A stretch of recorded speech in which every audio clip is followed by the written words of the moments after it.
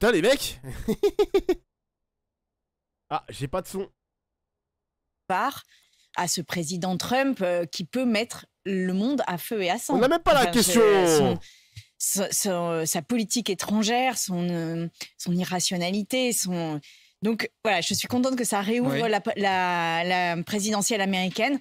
Après, moi, je voudrais qu'il y ait vraiment quelque chose qui se passe où on assume les valeurs démocrates, progressistes. Et c'est pour ça que je trouve que la candidature de Kamala Harris est incroyable. Justement, elle fait figure de favorite, mais vous... Ouais, j'ai vu les mecs pour Donald Trump. On en a discuté vite fait dimanche, mais... Donald Trump. Biden, les mecs, Biden. Après, les mecs, fallait s'y attendre. En vrai, fallait s'y attendre que Biden allait quitter la course à la présidentielle. C'était qu'une question de temps, les mecs. Ce n'était qu'une question de temps. Kamala Harris, nouvelle candidate à la place de Biden. Mais oui, mon gars. Il était trop vieux. Il s'est accroché. Je peux encore être président des États-Unis pendant les prochaines années. Il y avait la polémique comme quoi il y avait un membre de son gouvernement. Il l'a appelé l'homme noir. Il l'a appelé l'homme noir, wesh. À un moment donné, faut lâcher le raté, ma gueule.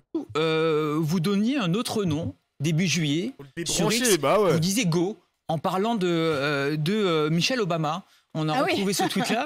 Est-ce que vous dites qu'elle ferait une meilleure candidate que Kamala Harris? Non, je me permettrai pas de... Non, mais je trouvais que c'est... Pour aller contre le conservatisme américain et contre la politique de Trump, qui est quand même une politique d'extrême droite, raciste, stigmatisante, etc., je trouvais qu'avoir des femmes racisées qui portent ça, eh bien, quelque part, c'était y aller franchement et s'opposer de manière frontale à ce qui était en train de se passer d'un retour vraiment nauséabond aux États-Unis. Donc, en fait, il y a quelque chose de l'ordre de ces femmes de combat qui font relever la tête à tout le camp démocrate. Alors, une femme, je reprends votre terme, racisée, présidente des États-Unis, dans ce pays ultra-conservateur, est-ce que ce n'est pas un risque électoral ?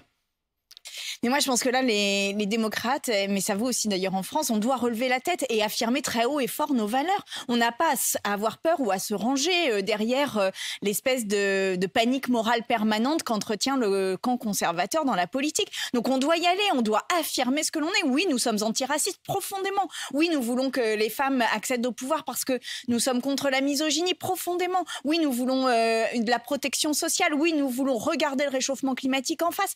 Eh bien, allons-y. Mais allons-y, n'ayons pas peur. Un homme âgé, plus âgé, qui se retire pour une femme plus jeune, ça arriverait en France, ça? Ou on a un retard par rapport aux États-Unis? What? Je vous rappelle qu'il n'y a jamais eu de femme présidente aux États-Unis. Donc là, ce serait quand même incroyable qu'il y ait une femme présidente. De même qu'en France. En France, c'est pareil aussi. Je rappelle, mais là, on a du mal encore à ça, non? On a absolument du mal. Et puis à chaque fois, c'est les mêmes arguments contre les femmes politiques. Nous sommes idiotes, nous sommes folles, Et tout cela, c'est de la misogynie, c'est du sexisme. Et en fait, ça suffit. Ça suffit ce temps-là. Vous n'aurez pas, par votre violence verbale, physique, vous n'aurez pas la bataille culturelle, vous ne la gagnerez pas. Et en fait, nous y allons et nous y allons fortement, fièrement. Et oui, nous portons haut et fort nos valeurs. Et nom d'un chien, c'est ce qui nous fait gagner quand même à la fin. Alors, il n'y a pas que la... Nom d'un chien, carrément. C'est quoi la marque de ta paire de lunettes Dofla? Elle passe crème. Alors, c'est des Gucci. La lunette est une paire de Gucci et ça coûte assez cher. Gauche américaine qui cherche un nom en ce moment, vous, Sandrine Rousseau, vous, le nouveau Front populaire. Et cela fait, j'ai compté... 15 jours qu'on attend un nom d'un Premier ministre de gauche. Vous disiez récemment, je vous cite, Sandrine Rousseau, si le consensus n'est pas possible, nous irons au vote. Ça suffit maintenant. Allons au vote, non? Mais là, moi, je m'impatiente. C'est-à-dire, je trouve que nous prenons trop de temps pour désigner ce Premier ministre. Moi, j'ai posé une solution qui était de faire le ticket. Parce qu'en fait, là, il y a Laurence Tubiana et Huguette Bello. Chaque parti de ce nouveau Front populaire dit ce sera ma candidate et puis pas l'autre, etc. Je rappelle pour ceux qui nous écoutent, qui nous regardent, Laurence Tubiana est un nom qui est refusé par les Insoumis. Huguette Bello est un nom refusé par les socialistes. Voilà. Et moi, je dis, en fait, il faut un ticket. Parce que sinon, on n'y arrivera pas. Voilà, c'est la position que je porte dans le débat. Donc Bello, Premier ministre, vous dites? Oui, parce que je pense que là, il y a quand même quelque chose de l'ordre de... On a vu une parole raciste se déployer pendant la campagne. Il y a quelque chose d'intéressant à mettre une femme des territoires ultramarins qui a une solide expérience. Mais si c'est dans l'autre sens, ça me va aussi. C'est-à-dire qu'à un moment, un ticket, c'est dans un sens ou dans un autre. Mais moi, je trouve que ce ticket permettrait de nous sortir de l'ornière. Donc maintenant, il nous faut une solution. Parce que là, le temps... Sur le ticket? Un vote sur le ticket? Contre nous. Un vote sur le ticket? Un vote sur le ticket. Et moi, je serais d'accord et je soutiendrai cette solution. Il y a eu un update, les mecs, par rapport à ça, mais Mais comment dire, Tubania, je crois qu'elle est plus dans la course maintenant. Tubania, elle est plus dans la course, c'est fini. Elle est en mode, les gars, comme la LFI, ils veulent pas de moi, bah laissez tomber, je laisse tomber, quoi. Donc voilà. Voilà, elle a abandonné, elle a rage quitte, elle a quitté la course, elle a quitté le train, tout ce que tu veux, frère. Fort a dit il y aura un nom et un vote d'ici à demain. C'est possible, ça?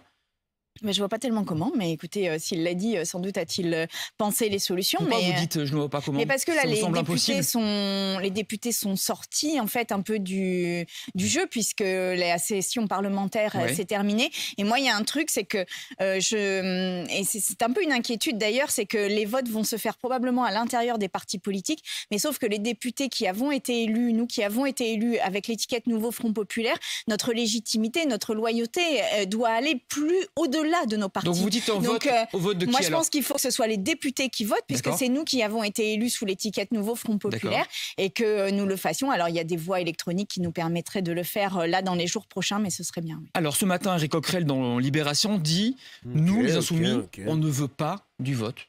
Donc, encore une fois, on est dans l'impasse, Sandrine Rousseau. Oui, c'est pour ça que là, je ne vois pas comment on y arrive et que je commence à être impatientée de cette situation. C'est la gauche la plus bête du monde, pour reprendre l'expression? Non, c'est pas la gauche la plus bête du monde parce que nous avons réussi à tout faire, à nous unir en un temps record. Nous avons réussi à faire ce désistement républicain. Nous avons été au rendez-vous de la lutte contre l'extrême droite. Donc non, nous ne sommes pas les plus bêtes du monde. Par contre, nous n'avons pas réglé des tensions qu'il y avait entre nous issues de la campagne des européennes où nous étions partis séparés et où nous avons fait des campagnes qui nous ont séparés encore plus. Donc voilà, il y a ça à régler, mais maintenant il faut le régler, quoi. Voilà. François Ruffin dit... Aujourd'hui, ce qu'on constate, c'est la nullité de la gauche. Non, je suis pas d'accord avec... Référence des lunettes d'Ofla, Gucci, GG. Oh, ça a cherché les... Attends, je vais voir si c'est la vraie ref. Ça a cherché la référence de mes lunettes, carrément. Ouais, c'est dinguerie. Comment vous êtes matrixés. Et en plus, c'est ça. C'est mes vrais... Jure, un nouveau sub. C'est ma référence, c'est vrai. Merci, Kel, pour le sub. Merci, mon gars. Vous êtes vraiment des malades, les chats. Vous n'êtes pas d'accord? Non, je suis pas d'accord avec ça. Et moi aussi, je suis impatiente. Moi aussi, je veux ce Premier ministre. Mais non, nous n'avons pas été nuls dans les dernières semaines. Au contraire, nous avons réussi à faire reculer le Rassemblement national. Nous avons réussi à gagner beaucoup de postes à l'Assemblée nationale, de sorte que Yael Braun-Pivet est présidente de l'Assemblée nationale, mais elle n'a pas la majorité dans son bureau. Donc non, nous ne sommes pas nuls. Maintenant, il nous faut nous coordonner et sortir. Je suis d'accord avec ça. On va y revenir justement. Vous dites, je ne vois pas comment on peut y arriver d'ici à demain. Alors, je vous propose un petit peu de politique fiction.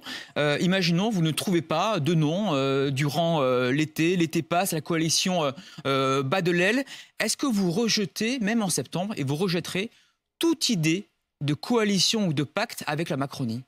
Et moi, je m'en suis exprimée plusieurs fois. Il y a pour moi quelque chose d'absolument fondamental, mais vraiment je ne peux pas le dire autrement, fondamental, qui est de respecter le mandat que nous ont donné les électeurs. Les électeurs et électrices ont été des électeurs et électrices de tout le nouveau Front Populaire. Si on commence à trahir dès maintenant, qu'est-ce qu'on trahit après? Et en fait, là, pour moi, la première étape, c'est de respecter ça. Après, si le gouvernement tombe parce qu'il y a une motion de censure, eh bien... Je comprends pourquoi les membres du NFP crachent à tout va sur la gauche actuellement. C'est quoi leur stratégie? Quel membre du NFP crache sur la gauche? Qui? Il y a des désaccords, ok, mais ils crachent pas non plus. Genre, c'est pas des crachats, c'est pas des invectives, c'est pas des insultes.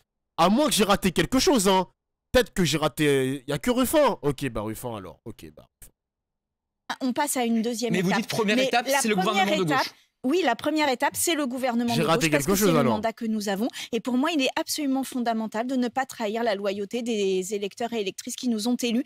Je sais que ça paraît désuet, c'est bien vrai, madame. Mais pour moi, il n'y a que comme ça que nous aurons la confiance et que nous regagnerons la confiance. Pourquoi je vous dis cela? Parce que Gérald Darmanin, ministre de l'Intérieur démissionnaire, a dit OK pour l'une de vos propositions, c'est-à-dire le SMIC à 1 600 €. Vous lui accordez l'asile politique à Gérald Darmanin? Non, parce qu'il avait tout le pouvoir de le faire avant quand même. C'est vrai. C'est trop facile. C'est vrai. C'est la communication. Oui, mais ça m'insupporte ça. C'est-à-dire qu'ils avaient tout loisir de protéger les plus vulnérables. Ils ont tapé dessus, non-stop. Non-stop. Ils ont fait la réforme chômage, la réforme des retraites. Ça suffit en fait. La réforme sur les logements, ça suffit. Ils ont refusé l'encadrement des loyers. Je pense que l'augmentation du SMIC défendue par la gauche n'est pas un mauvais débat et que nous aurions tort de l'écarter d'un revers de la main. Le SMIC peut être augmenté. Darmanin, t'avais 7 ans, Darmanin, tu avais 7 ans pour le faire. Pourquoi tu veux faire le suceur maintenant? Pourquoi? Ça suffit, oh là en fait. là. Ça suffit, vraiment. Même si demain, imaginons, hein, là encore en politique fiction, il y a une sorte de pacte législatif entre la Macronie et la droite et qui propose une hausse du SMIC. Même sur cette mesure-là, vous direz non? Ah non, mais si c'est proposé dans l'Assemblée nationale, moi je voterai la hausse du Qui le SMIC, croit, pas en de plus. problème. Mais simplement, c'est pas à eux de récupérer ça alors qu'ils ont fait exactement l'inverse pendant 2 ans, au mépris des mouvements sociaux qu'il y avait dans la rue, au mépris du mouvement des retraites, au mépris des alertes des syndicats, des personnes les plus pauvres. Ah, ça suffit en fait. Voilà. Il est 8h46 sur RMC et BFM TV. Revenons au nouveau Front populaire, Sandrine Rousseau. Vous le disiez, en effet, votre alliance est désormais majoritaire au sein du bureau de l'Assemblée. Alors, pour expliquer aux téléspectateurs et aux auditeurs, c'est notamment ce bureau-là qui décide de sanctions contre les députés. Il y en a eu beaucoup depuis 2 ans. Imaginons qu'un député de gauche brandisse à nouveau un drapeau palestinien dans l'hémicycle. Est-ce que cette fois-ci, avec vous, majoritaire dans le bureau, il n'y aura pas de sanctions? Déjà, là, c'est de la politique fiction, Oui. Et on verra les sanctions qui sont prises. Moi, je me suis toujours exprimée sur cette sanction en disant que 15 jours d'exclusion de l'Assemblée nationale, Pour Sébastien Delogu, député qui est la LFI. sanction la plus lourde qui a été trop importante par rapport aux faits qui se sont déroulés dans l'hémicycle. Je n'ai jamais apprécié la manière dont Yaël Braun-Pivet sanctionnait les députés. Nous sommes la mandature où il y a eu le plus de sanctions. Et en fait, il y a aussi quelque chose de constitutionnel qui est la liberté de parole des parlementaires. C'est absolument important parce que ça nous protège, ça protège la démocratie. Et donc, il y a sans doute un équilibre à trouver, mais je fais confiance à ce nouveau Donc bureau vous, pour le vous dites... Les gars, ça vous choque ou pas le drapeau brandi par Delogu? Il fallait le sanctionner ou pas, Delogu, en vrai de vrai, le chat? Disons la vérité, maintenant c'est passé il y a 1 mois. Disons la vérité, est-ce qu'il fallait une sanction ou pas? Il y a 2 oui. 2 oui. 2 oui. Un 3e oui. Bizarre les mecs qui mettent oui, hein. Vous pouvez argumenter ou pas? Parce qu'il n'y en a que 3. Il y en a que 3. Ah les gars, vous comprenez pas quelque chose.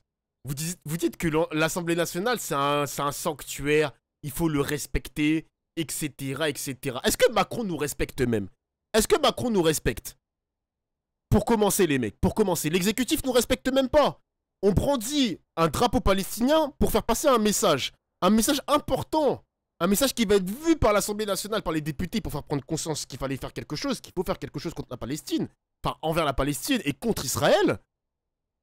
Mais non, vous les Français, vous êtes en mode « Ah, l'Assemblée, faut pas toucher.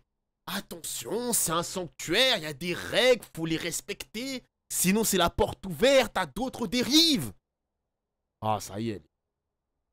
Top idéalisme républicain, il n'y a pas plus bourgeois. Il n'y a pas plus bourgeois comme comportement. C'est exactement la même chose que les députés.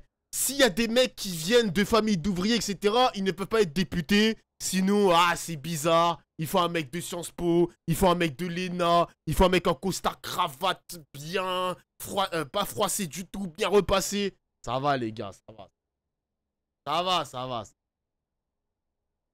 Personne n'a été sanctionné à cause du drapeau ukrainien. C'est vrai.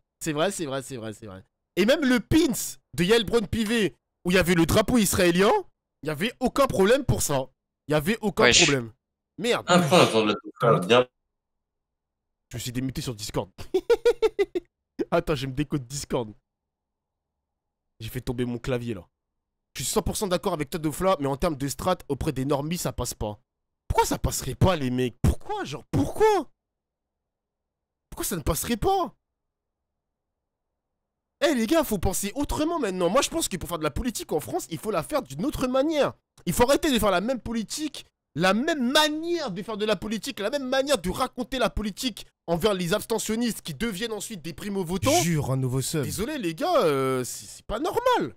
Merci Fussi sur le sub. Pour le sub, pardon. Ouais, je me suis démute parce que j'ai tapé sur mon clavier. Je me suis tapé sur mon clavier parce que je suis énervé, wesh. Lisse en mode Macron. Mais ouais, on est fatigué de ça, ça y est, chef. Faut changer notre manière de faire de la politique, les gars. Faut vraiment la changer, hein. Gauche majoritaire dans ce bureau, il y aura moins de sanctions sur les députés. On va plus laisser de liberté de parole, notamment le drapeau palestinien. Ça ne me choque pas, vous dites? J'ai pas dit ça. Je vous ai dit il y aura un travail de ce bureau. Mais par contre, oui, il y a eu trop de sanctions des députés dans les 2 dernières années. Nous ne sommes pas une cour d'école.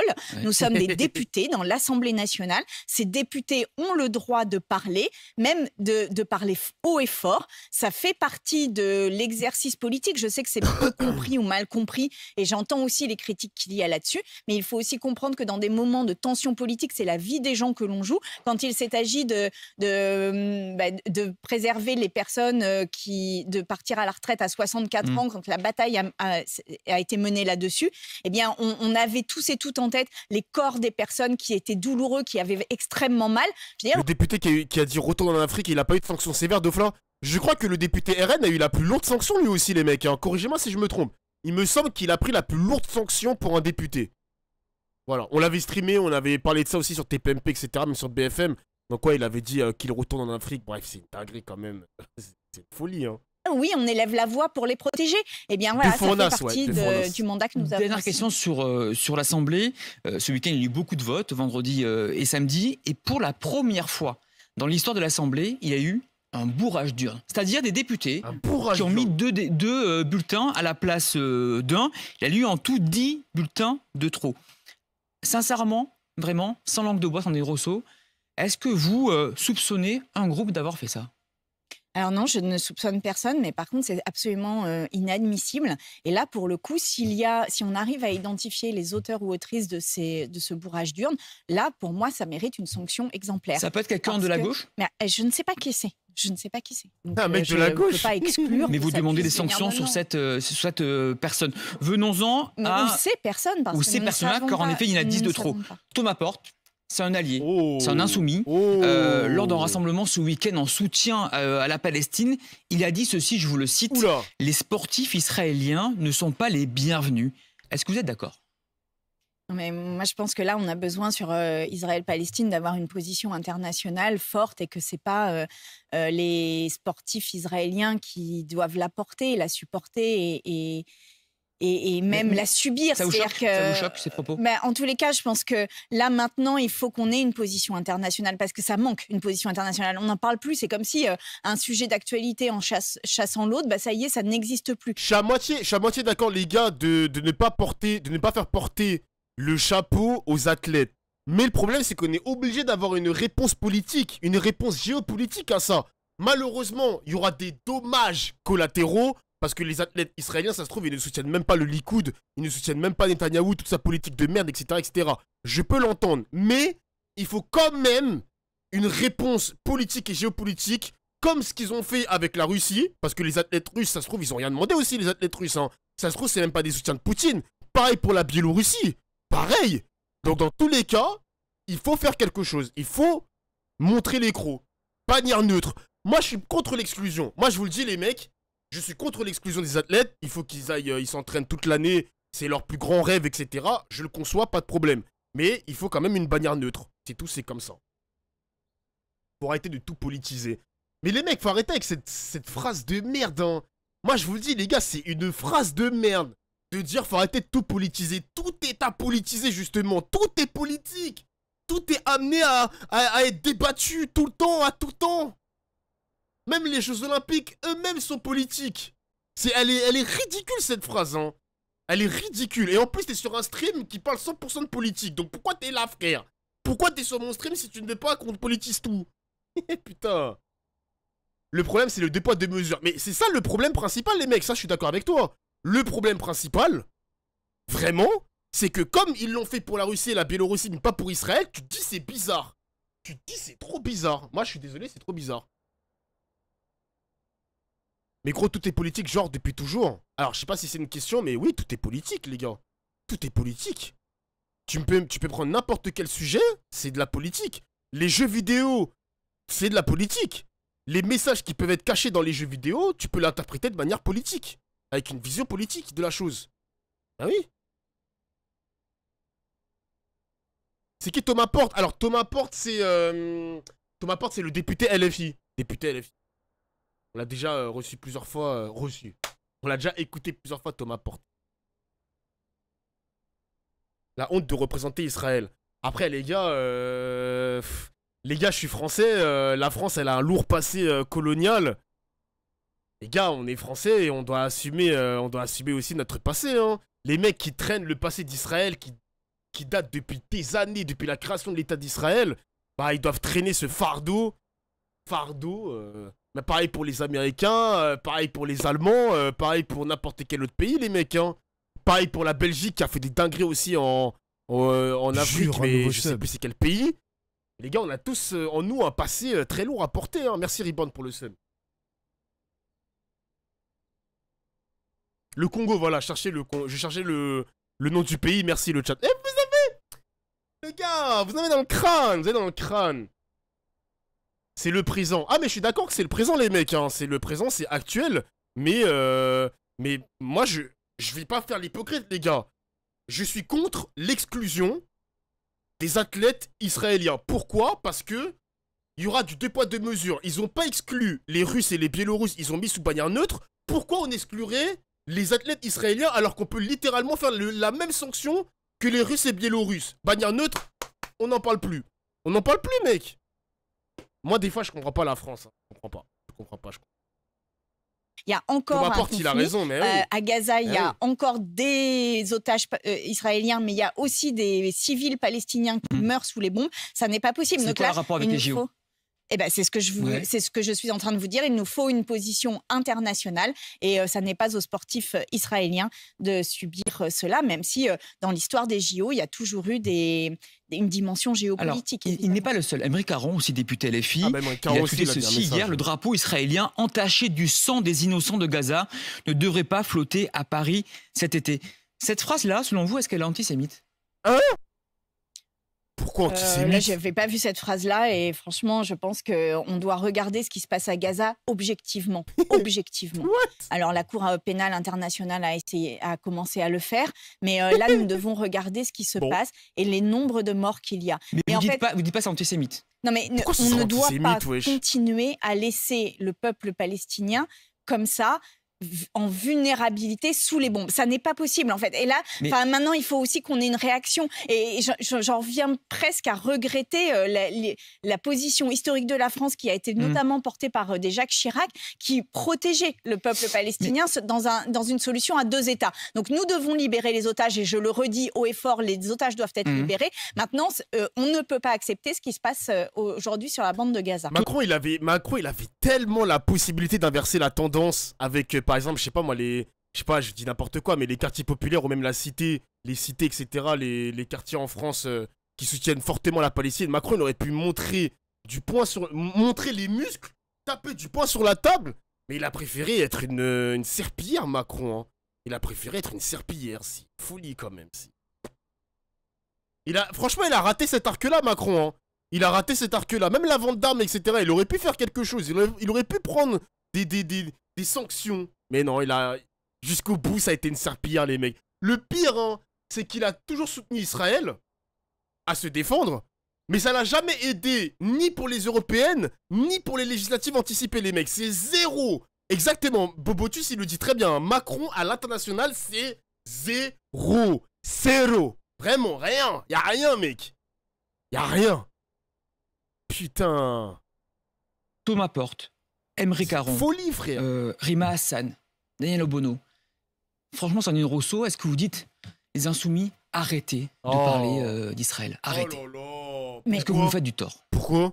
Mais je ne dirais pas que vous nous faites du tort. Par contre, je dis maintenant, il nous faut une position internationale. Ça, entendu. Et que la position internationale... Oui, mais je vous le dis, elle sortira pas si on défend uniquement un camp, en fait. Voilà, moi, c'est ça le sujet. C'est que tant qu'on est uniquement derrière un camp contre un autre, on n'y arrivera jamais. Donc, en fait, là, notre responsabilité de parlementaires français, c'est de poser les conditions d'une paix durable. Mais quand vous les croisez à l'Assemblée, en coulisses, Thomas Porte ou d'autres Aymeric Caron, vous leur dites pas... Franchement, les gars, arrêtez là. Mais arrêtez quoi? Mais il est fou, journaliste. Qu'est-ce qu'on arrête? On arrête quoi, fils de pute? On arrête quoi? On arrête de parler des massacres? Mais il est malade, ce mec. On en a ras-le-bol de répondre sur l'antisémitisme de tel propos ou tel propos. Mais je m'en suis expliqué de nombreuses fois. J'ai pas envie de revenir là-dessus. Moi, je vous dis, il faut une solution internationale parce que là, objectivement, nous sommes dans une difficulté et dans une population civile qui est exposée à des morts qui ne sont pas acceptables. Pourquoi les insoumis tapent beaucoup sur ça, les athlètes israéliens, et non pas sur l'Azerbaïdjan? Vous savez que dans ce conflit avec l'Arménie, aucun insoumis, personne à la gauche ne dise les athlètes d'Azerbaïdjan ne doivent pas venir en France. Ça, personne ne le dit. Pourquoi? C'est à eux qu'il faut leur... ouais, mais c'est à eux qu'il faut poser la question. Mais c'est tellement nul comme interview. C'est quoi ça? Mais Sandrine Rousseau, elle est des écologistes, hein, en fait. La question, moi, je ne suis pas insoumise, mais... C'est pas le même parti politique, là. Hein. Je veux dire, c'est pas à moi de répondre à cette question. Par contre, moi, ce que je dis, c'est qu'il y a un droit international et que ma position est toujours la même, c'est d'être absolument derrière le droit international. Et d'ailleurs, je voudrais poser le fait que là, nous avons eu Paul Watson, qui est le chef de Sea Shepherd, qui est une ONG internationale de défense des baleines. Alors, je sais que ça n'a pas grand-chose à voir, mais en l'occurrence, il défend le sanctuaire des baleines. Il a été arrêté et le Japon souhaite le mettre en prison jusqu'à la fin de sa vie. Je voudrais juste lui accorder un soutien, parce que le droit international... Ouais, c'est quoi le rapport, là? Et aussi qu'on a le droit de protéger les sanctuaires. Vous êtes député de Paris. Et vendredi soir aura lieu la cérémonie d'ouverture des JO à Paris. Donc, vous irez?